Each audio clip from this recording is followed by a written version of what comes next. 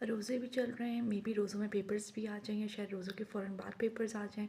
और बच्चे इस चीज़ में बड़े कन्फ्यूज़ रहते हैं कि टाइम मैनेज नहीं हो पाता है हमसे, हमें समझ भी नहीं आता रोज़ा छोड़ दें पेपर्स की वजह से या रोज़ा रख लें। So let me tell you one thing, रोज़ा छोड़ना इज़ नेवर अ सॉल्यूशन, ठीक है ना? रोज़ा छोड़ना जो है कभी भी आपके पास एक सॉल्यूशन नहीं होता कि अगर आप रोज़ा छोड़ दोगे तो आप पेपर की तैयारी अच्छी कर सकते हो। मैं हमेशा ये रिकमेंड करती हूँ हर किसी को कि आप रोज़े के साथ भी कुरान शरीफ भी पढ़ सकते हो, अपनी तरावी वरावी भी चढ़ते हो, तो तरावी इज़ अ सेकेंडरी थिंग, ठीक है ना? आप एक एक्स्ट्रा अमल कर रहे हो, लेकिन रोज़ा एक चीज़ फ़र्ज़ है और वो मेरा नहीं ख्याल आप छोड़ सकते हो।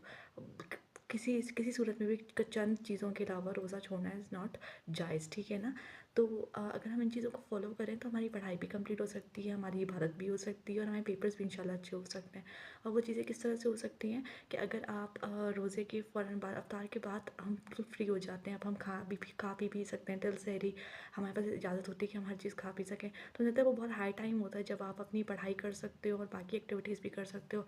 1-2 घंटे कुरान शरीफ के लिए निकाल लो, कुछ इबादत के लिए, और बाकी सारा टाइम आप पढ़ने में लगा दो, ठीक है? तो ये हो सकता है कि आप अफ्तार के फ़ौरन बाद से पढ़ना शुरू करो, नमाज़ वमाज़ पढ़ने के बाद, और फिर सहरी तक या फिर तकरीबन 2 बजे तक आप पढ़ते रहो, और फिर सहरी के बाद आप सहरी करो और फिर आप सो जाओ। तकरीबन दोपहर 12 बजे तक आप बेशक सोते रहो, फ़र्क नहीं पड़ता। इससे ये होगा कि आपकी कम से कम एक पूरी रूटीन रहेगी, आपको इस चीज़ की तसल्ली होगी कि मेरी इबादत भी चल रही है, मैं अपने साथ में पढ़ाई भी कर रहा हूँ या कर रही हूँ, और साथ में तीसरी थिंग ये कि मेरी नींद भी पूरी हो रही है, मेरी पेपर्स की तैयारी भी इंशाल्लाह अच्छी हो रही है। तो अल्लाह ताला भी खुश रहेंगे आपसे और आप खुद भी अपने आप से मुतमईन रहोगे।